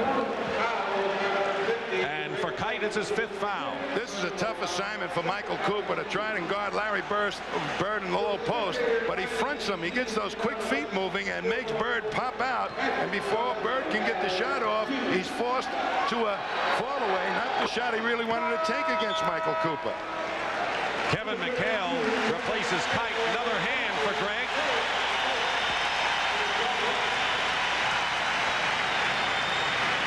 Whoever thought that Casey Jones in this series would want to try to conserve Greg Kite in foul trouble. I don't think he's really concerned about conserving Greg, but McHale needed a blow, and he did his job while he was in there, Kite. Laker foul on Michael Thompson. Matt Riley and his staff now know that they really have to fight McHale and Parrish for that low post position. That's where the Celtics are going to go. And Magic gets a hand on it and forces the turnover. Into the hands of Cooper now. The lead is 6. Michael Thompson. And good inside defense by the Celtics. And a foul against Kareem. 2 on Kareem. As the Celtics, they really draw a crowd, and there's Kareem going over the top of Danny Ainge as Danny Ainge put a body on Kareem to keep him off the board. Next foul by the Lakers will put him in the penalty with just under 8 minutes remaining in the 4th. 7 on the shot clock. Danny Ainge will go to the line, and the Lakers commit their 5th team foul with plenty of time remaining. Bird will do anything to shake Michael Cooper away. He's heading, looking, uses Robert Parrish, but look at Cooper try and stay with him. Kareem had to help out and then just gets back in to stop the penetration of Ainge. The foul was on Kareem, his 3rd. And James Worthy is going to replace Michael Thompson. Michael Thompson goes out. He scored 8 points in the 2nd period, has 10 in the game. To put this in perspective, Dick, the Lakers are, with their fast break style, so capable of running off 12 points before you can call timeout. No lead is safe. No. LA over the limit with 7:47 to go. Kareem misses a skyhook. Celtics try to get in the double figures again. But they're back way off. Dennis Dennis Johnson, Magic Johnson. Parrish. Big shot for Parrish. Falling away. And it's a 10-point game again for Boston. Parrish has hit 6 straight. And McHale is being guarded by Worthy in the low post. That's not a bad place for the Celtics to go either. And Magic going to attack the smaller Danny Ainge. He goes right around Ainge and gets the hoop. 29 for Magic Johnson. He is the high scorer in this game. Bird, 28. No wonder those two, they've been at it since the 80s, haven't they? Scott playing with 5 fouls, and Ainge hits. Ainge has 6 points in this 4th quarter. And traveling called against the Lakers.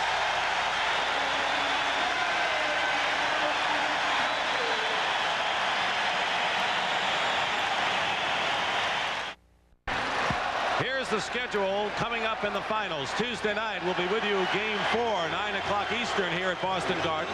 If the Celtics win, we will definitely be here Thursday night as well for Game 5 at 9 o'clock Eastern time.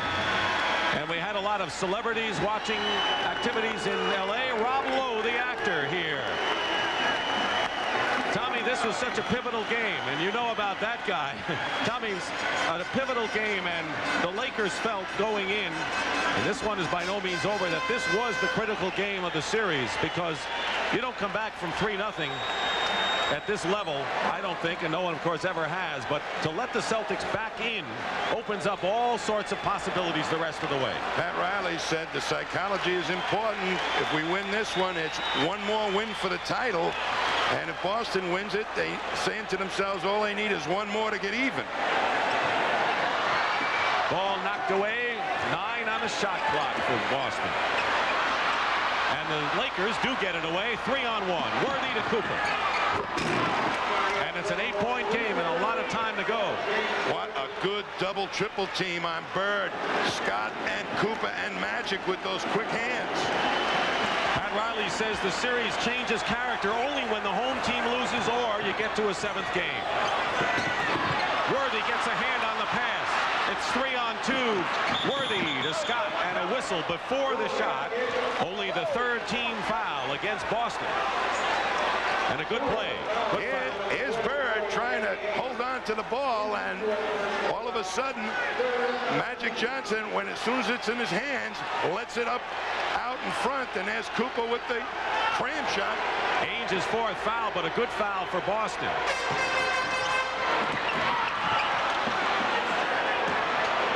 Worthy.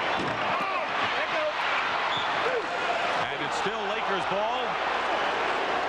Worthy has scored only 2 points since the 1st period. He has 11 in the game.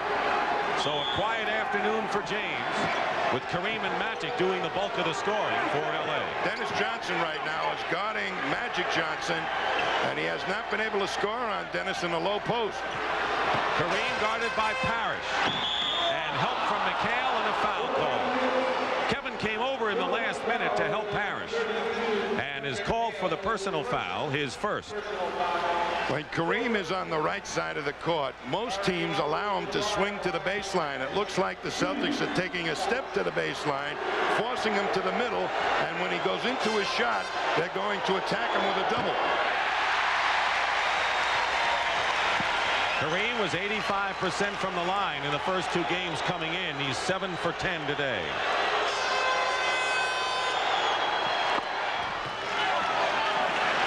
The lead is now 7.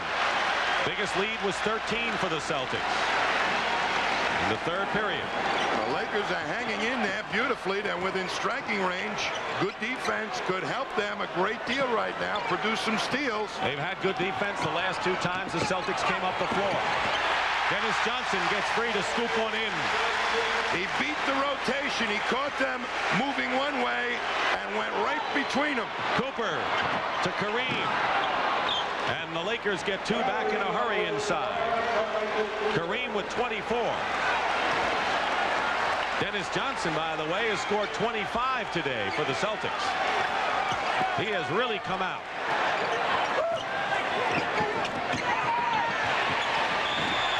And he'll go to the line. Foul.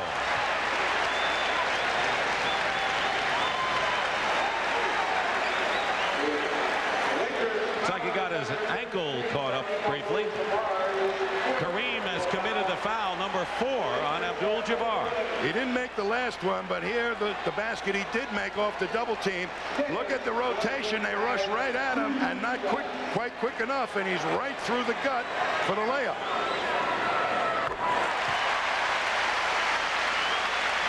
Lakers 4 5-team fouls, Boston 4, and Pat Riley wants a time. Tommy? You know, Dennis Johnson's drive that time was set up by the fact that he shot a lot of outside shots and made them.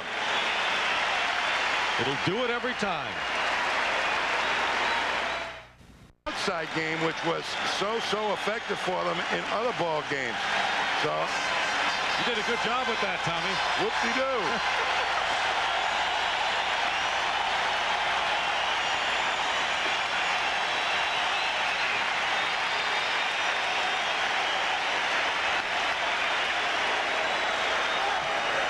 Well, we were present in a couple of parties in L.A., and now the Boston fans want to celebrate themselves. This is a close game, and the Lakers would like to try and come back here, but the Celtics have a great opportunity to narrow this series. The Lakers have the ability with their press defense to cause a lot of problems to the Celtics yet. Scott Worthy keeps it alive for L.A. Crowd thought he traveled. Worthy still struggling today. This has not been his best game of the playoffs. In fact, you'd have to say that in the last 8 games, it has certainly not been his best. Well, they've narrowed his fast break points.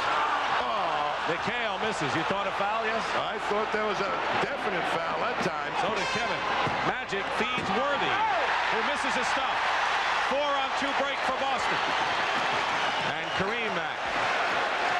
Bird for 3. Magic the rebound. 3:40 remaining in the 4th period. And even though the Lakers are behind, Magic says, let's show some patience. Scott misses a 3. 103.95. Scott goes for 3 again. Kareem, the rebound, and he's fouled. Magic's running this club, and even though they were down, he didn't want to see his team rush offensively there. They don't wait for the last 2 minutes to go for the 3-point play. That's an integral part of the game at any time, and they feel confident they can hit it. And Magic is looking for it right now. You see the timeout story. Dick Stockton and Tom Heinsohn, game 3, coming down the wire. Kareem not having a good day from the line. Misses his 4th, 5th free throw. 5.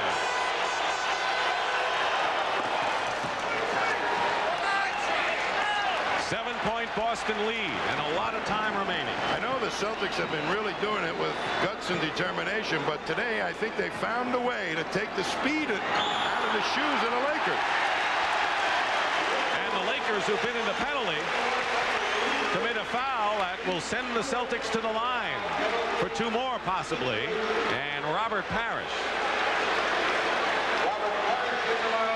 Foul by Cooper is his 4th foul. And coming up, the Kemper Open final round action now. Tommy Parrish had only 2 points in the first half. He was in deep foul trouble, but he has 13 this half, including 9 in the final period. Gets his own rebound, but Magic steals it away. McHale is working his feet a lot better against Worthy. Oh, Magic slices in the basket, good, and a foul. And with 3:03 to go, all of a sudden, it's a 6-point ball game. Magic Johnson will take this game over coming down the stretch. He will. You watch this great move now of Magic Johnson. Parrish has the rebound, but Magic says, you put it on the floor. I'm better down there than you are, and he took it right away from him. It's a 5-point game, and when you got 3-point shooters like Scott and Cooper, that's not a lot of points. Now, Magic will run the show and divvy up the offense, try and find a good matchup with a hot hand. Under 3 minutes to go. And And another foul, this one on Cooper again. That's going to be 5 on Michael Cooper. So Scott and Cooper are within 1 foul of being disqualified. And the Celtics are trying to do the same thing. They're trying to put the ball in Larry Bird's hands. If the Lakers double, they hope that Bird will make the good pass, much like Magic does for the Lakers. And the last guy the Lakers want to see on the line is number 33. Right now, the Lakers coming up have Kareem, and he's been used to shooting these spots coming down the stretch. Magic Johnson in the low post. Worthy has cooled off, and they've got their three-point shooters in there. Awful lot of weapons for Magic to go to. Both teams in the penalty. Kareem with a long sky hook, and it's 106-101. As that old weapon again. They just keep bringing it when they need it. No way to stop it. Bird with Cooper on him. Double team. Cooper with 5 fouls. Nearly a bad pass. 7 on the shot clock. Dennis Johnson. Worthy stays with him. 2 seconds. Has to fire it up. McHale. Offensive rebound. Basket.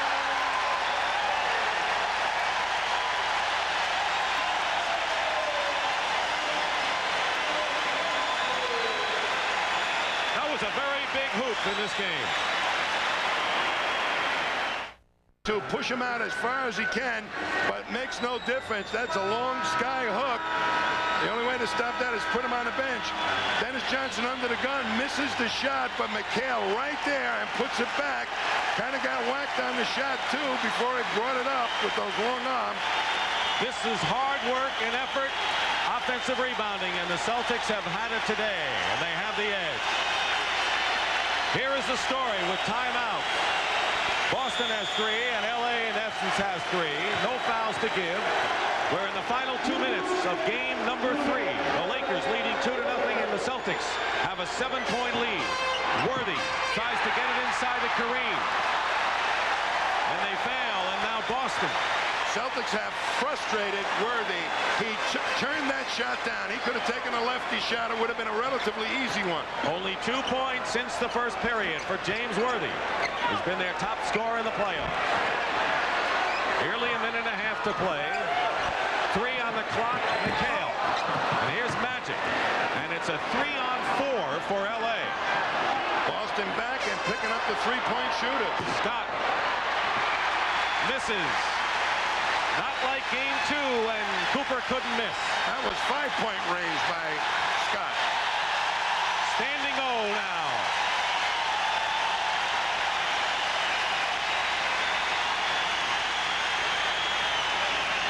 And the ball knocked away by Worthy. And Worthy gets a great basket after a tremendous defensive play on Bird. Boy, what quick feet. He just jumped right out there. Bird did not expect it. 17 on the shot clock for Boston. 10 now. Bird. Tip missed by Johnson. Parrish. But it's the offensive rebounding that's deciding this late game here. Offensive rebounds will do it to you all the time. Here's Cooper. They jump at Bird. 3 of them. That turns some Celtics loose on the glass.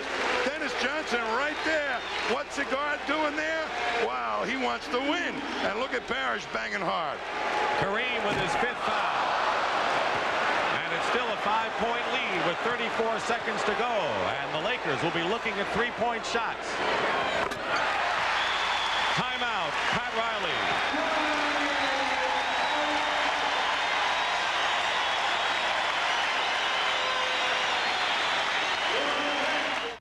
1987 NBA Finals will come your way Tuesday night at 9 o'clock Eastern here at Boston Garden, where the Celtics are protecting a 6-point lead with 34 seconds to go, and of course final round action of the Kemper Open coming up next. Tell me, Michael Cooper is 3 for 6 from 3-point range, and Byron Scott is 0 for 5 today, and looks like that's got to be their strategy, doesn't it? I think right now they're going to go for a quick shot, try and get at least 2 shots. They're 10 seconds left to them if Boston were to use a full 24 up. So that'll time enough for 2 shots. What they should do, however, is see if they can get the first one. If they do, play aggressive D, try and make the steal. If they miss this shot, they should definitely go out and foul Boston right away. Officials have done a pretty good job today. I think this has been an outstanding job by the 2 officials today. Cooper will inbound.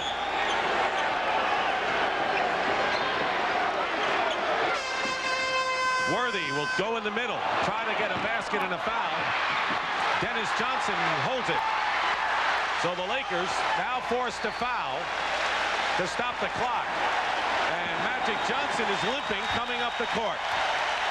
The Celtics going to win this one. Magic limping ever so slowly.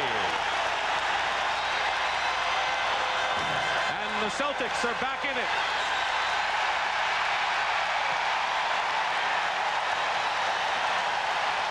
I don't know what Magic's situation is. Gary Beatty, the trainer, went over to him. We'll have to find out. Boston wins 109-103. Only the second playoff loss this year for the Lakers. Their previous loss was to Golden State. But now the series reads 2-1 in favor of the Lakers. Right now, let's go to James Brown. JB. All right, Greg Kite, you go from being a non-factor in the first 2 games to a major influence in this game. What was the difference today? Just got the chance to play a little bit, and things worked out and got a little life now. 2 of your teammates told me before the game you guys would not be swept at all. The question is, do you guys think you can win this series? Definitely. I think we can. You know, we got 2 more games here at home, then we'll go out to LA and see what we can do. Also understand that you were supposed to give your body up to establish the physical presence of the Celtics. You had no problems giving up the body today. No, you know, that's probably one of my stronger suits is my size, my strength, and I got to use that to my advantage. All right, congratulations, Greg Kite. The Boston Celtics avoid the dubious distinction of being the 5th team to be swept in the NBA Championship Series. They win it. We definitely have 5 games here. We'll be back with Dick and Tommy right after this commercial message. All right, let's go to Brent Musburger. All right, James, thank you. So the NBA Championship Series is not over after all, and with the next 2 games scheduled here in the Boston Garden, who knows? So far, you know, the Celtics have suffered all the injuries in the playoffs, but there was this moment here in Game 3. Magic Johnson takes a blow, and it appeared as though he took it in the knee area. And obviously that becomes somewhat of a point of concern for the Lakers as they approach Game 4. A very subtle move by K.C. Jones may have saved the game. Back in the opening period, Larry Bird was extremely cold, and for the first time in his playoff, K.C. Jones took him out early and sat him down. He came back, and by that time, Greg Kite was into the flow of things. So for all of us here in the Boston Garden, I'm Brent Musburger saying so long. The Boston Celtics stay alive. The game they had to have, 109-103.